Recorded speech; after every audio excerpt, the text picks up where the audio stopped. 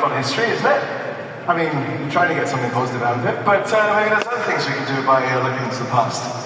Maybe we can look at some of the brilliant minds of the past and see what they learned so we can learn through them. And that's exactly what we're going to be doing with the next session. We're actually going to delve into some of the lessons that we can learn from Steve Jobs and the man who brought him back into Apple. Yes, I'm talking about the former president and COO of Apple. And he's a man with a fascination for mosaics. Also a man who sold shoes when he was 12 to support himself through school. Used to work at Texas Instruments. Please welcome, virtually, Marco Landi!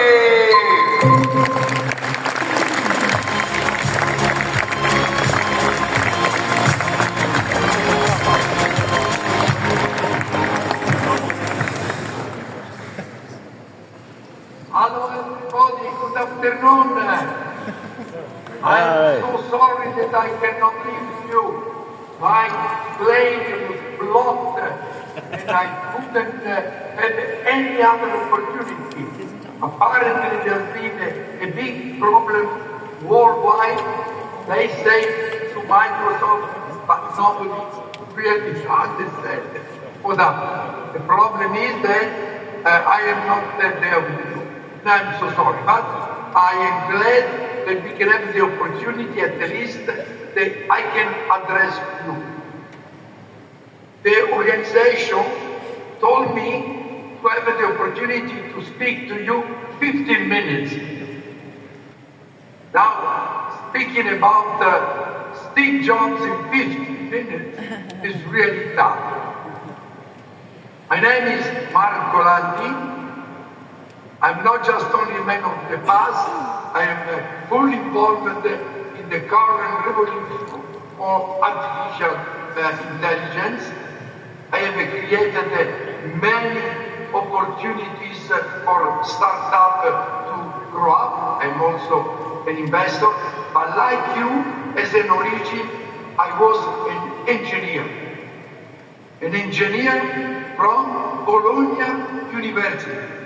The first university in the world.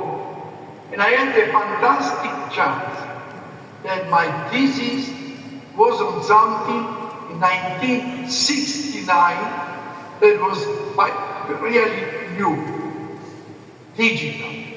The professor told me, Marco, you will do something really special. You will do a thesis on something that is very innovative, digital.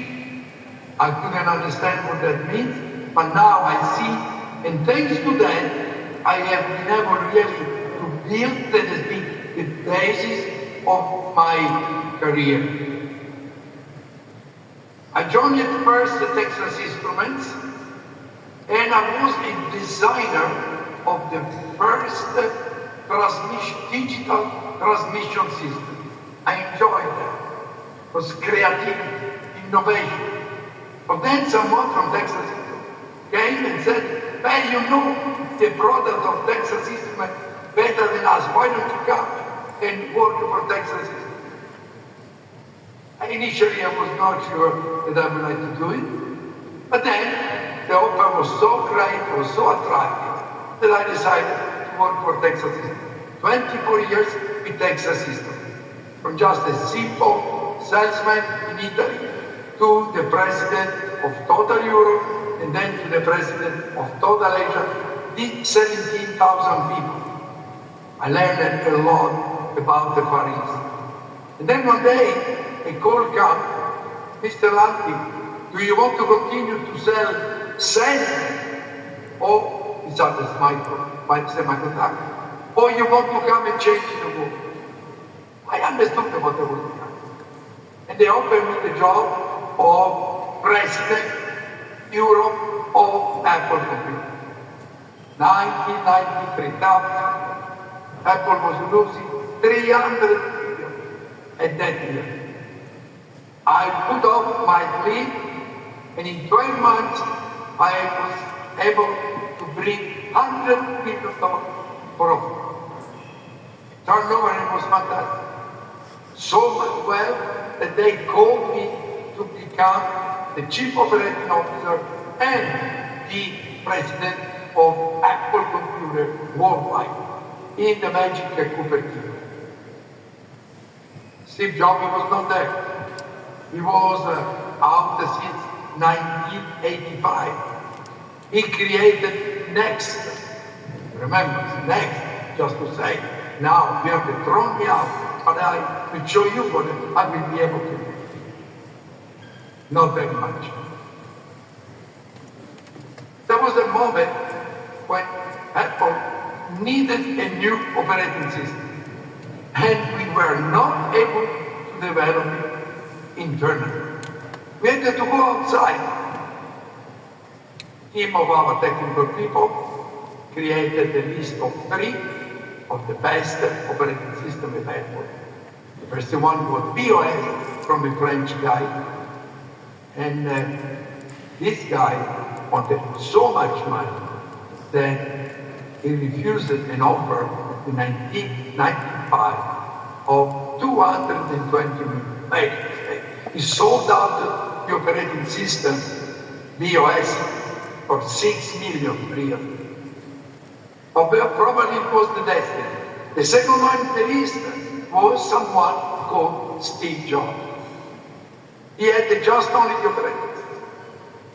Because sales, marketing, manufacturing, everything was shut down. But thanks to that operating system, he became the advisor to the CEO of Apple. And then you see the transformation that he has been able to. And in short time, I would like just to tell you what I've listened, what I have learned from this great time. Next, please. First of all, you always say, next, please, that you must have a vision. Next. Go ahead. You must have in life a clear vision. You must know where you want to go. You must have a clear what is attracting you. And remember, his vision was, I want to change the world. Second, if necessary, jump the fence. If going ahead and executing your vision, you see some problems, jump. Go ahead. Remember, in 2005, he introduced something that was phenomenal, the iPod. For a company like Apple, because they lost the opportunity really to change the world with the computer, he jumped the fence and he created something that was the beginning of an entire revolution to change the world. Next. And then, work always with the loyalty. Create around you the people with whom you share the people with whom you are capable to execute that vision. They must be loyal. Next. Something that in Europe we have not yet learned. And he repeated that continuously. You can make mistakes. They're not perfect. He made big mistakes in 1985 when he created Landi, a computer that he wanted to sell at $10,000. And he promised the board to sell 10,000. Created a major profit. He sold only 3,000. He was fired. But he learned and started again. And that is the clear message. Don't surrender because you have made a mistake. Learn. Start again. Next. This is something that is very important for you all of us. Travel. Enlarge your horizon. Stephen was so eager to travel. He wanted to India. He learned a lot. Most of the first innovation from the first man came from his travel to India. It opened up an entire new world from where he learned a lot. Next. But follow always your intuition. Trust yourself. What you have learned, what you have been able to understand, and is part of you, follow that. Because it's your intuition that is most important. And it is for that that you will continue to fight. Next. But look around. Get more ideas, get recommendations. I remember before he created the iPhone, he met many people from the telecom. I still remember one of my friends in AT&T, he always told me how many meetings he had with Steve Jobs to better understand the future of the internet. Because the telephone was based on the internet. So look around, make sure that you ask, you get a good relationship to get more evidence. Next, but most important, and I will close with that, never stop to be curious. It's from curiosity that comes innovation. It's from curiosity that you better understand what you can do, what you have to do, how you have to do it.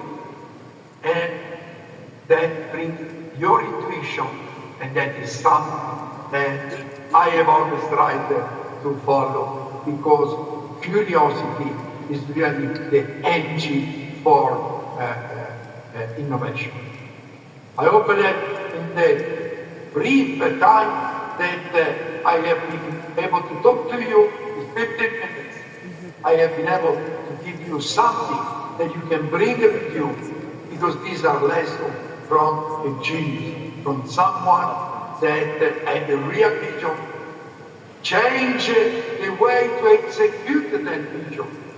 But still now, thanks to his vision, Apple is the first or second world largest company in the world.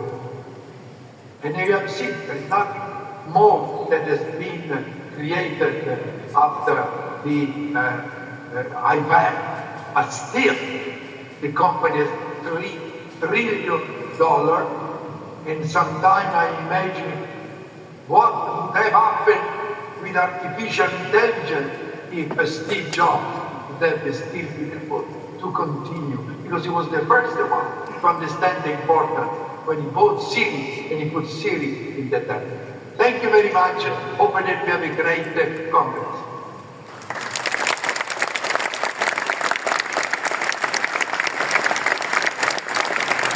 Thank you very much, Marco. We really appreciate that. We have some time for questions, if you'd be okay with that.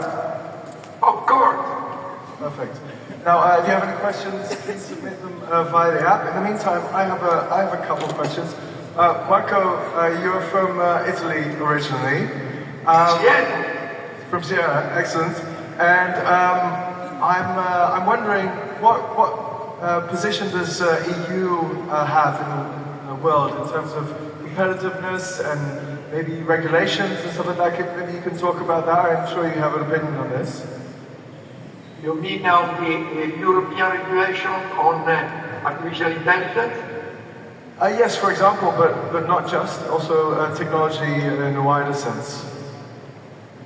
You know, if you have to drive a car, you need to have a driving license, which is a regulation. I think that when we talk particularly of so important technology, think to nuclear. With artificial intelligence, the more that we will go up, the more that we will create powerful super intelligence, we need to start now to understand how we can put the regulation. But You know, we say always that America is innovating, China is copying, Europe is making regulation. I hope that is not really the only thing that we can do. And I would like to take the opportunity that we have here in front of me so many engineers. We need to shake up Europe. Artificial intelligence cannot live totally in the hand of America and Chinese. We cannot be a colony. We have resources, we have a mind, we have an institution. Certainly, we must have regulation. But first of all, we must have creativity, innovation, and we must be part of this important game that is, because someone said, who rules artificial intelligence will rule the world, and Europe is not there. Great comment. Thank you so much. We have quite a few questions from the audience that I'd like to go into. Michael asks, what's your or Steve Jobs' take on patience? When should I stop a project and move on? Steve, in that sense, made a big mistake, as I mentioned before. He had so much passion for Lisa, or Liza, the computer that he created in antagonism with John Scullin. Remember, people are in 1985. 85 was the moment when he surrendered his title of CEO. He brought in John Scullin. He became the CEO, and Steve just became district manager because he just took the responsibility of the life. He didn't understand, probably, that was the point to really stop that project. It was not the time.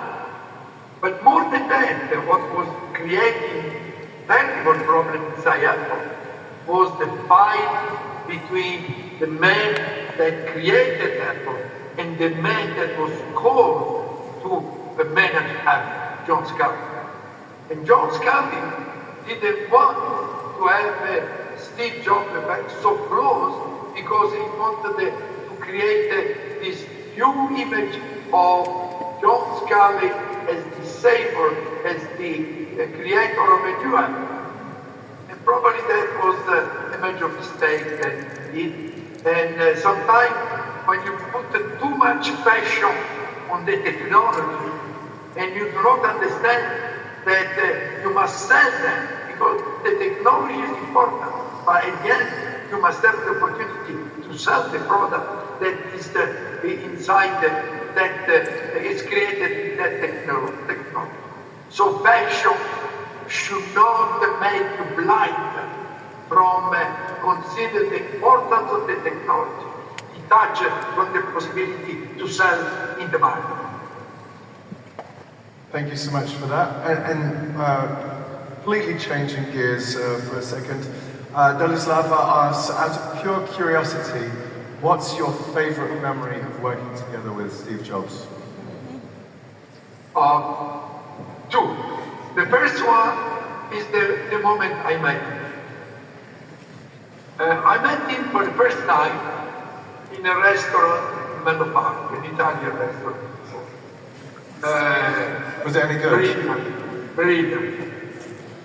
From his eyes, he was sparkling emotion, passion, desire, creativity. I admire so much that still now I remember that moment that was fantastic. And remember, in my image, he was not the Steve Jobs that we consider today.